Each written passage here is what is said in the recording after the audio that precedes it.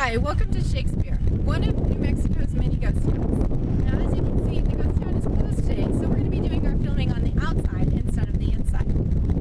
Now, there's a couple of facts about Shakespeare that you should probably know before we get started. The first is that it was a predominantly Anglo-white settlement during all of its years, and the second is that it actually went through quite a few different name changes. It didn't become the town of Shakespeare until 1879 during the second mining boom.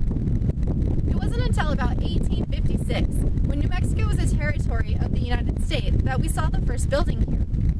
Now, the very first building was a military fort that acted as a relay station between Fort Thorne, near the Rio Grande, as well as Fort Buchanan, just outside of Tucson. Now, soon after that, the Butterfield Stagecoach also decided to build a station here. However, they closed their doors as soon as the Civil War broke out. Now, at the end of the Civil War, when things finally started to calm down, that's when we're going to start to see more people moving into the region as well.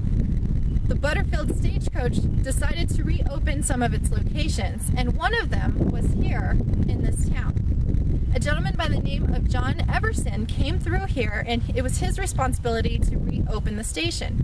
He noted that at that point in time, this settlement was known as Grant. Now, things were pretty calm in the region until about the 1870s, and it was during this time that different prospectors that were out looking for precious metals were here at this region, and they found some silver ore in the surrounding area. Now, it's believed that one or two of these prospectors actually had a good connection in California, a gentleman by the name of William Ralston. Now, Ralston took an interest in the silver that was found here, and he decided to invest in starting a mining company. And he was able to do this because he was the president of the Bank of California in San Francisco. The town was so overjoyed by his investment that they decided to rename the town Ralston in his honor. Now, it's during this time that the town hits one of its biggest booms. Over 3,000 people come here to live and to start mining for silver. Now, the silver mines are going to dry up pretty quickly, only in about a couple of years. Rumors start to spread around the area that there were actually diamonds found in Lee Peak, which was just west of the town. So it's at this time we also see a lot of corruption because people start to sell supplies and land claims and all these other things to new prospectors that were coming to the area who were going out to actually try to find these diamonds. It turned out that the entire thing was a hoax, and so in 1872, everybody completely leaves the region, leaving only a very small population behind. One of the gentlemen that decided to stay had quite a few land claims in the area, and most of these land claims still had some silver in them. This gentleman was named Colonel William Boyle.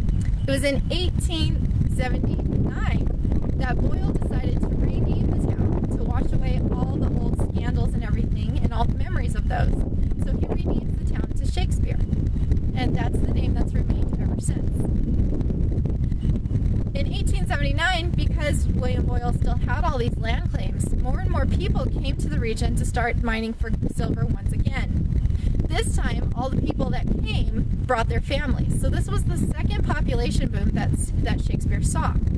With all these new families in town, you would think that the population would start to build a community, but they actually never built a church or a school, which are some of the basic foundations of a community. Now, it's possible that the railroad took note of this because when they decided to build a new railroad, they did it 3 miles outside of Shakespeare. It's during this time that the population of Shakespeare is actually going to move to Lordsburg and other locations that were closer to the railroad and out of Shakespeare. Just like Mesilla, this is when the town begins to decrease in population and in popularity. In fact, because the railroad moved, Shakespeare never saw the same glory that it once had, and it turned into the ghost town that stands behind us today.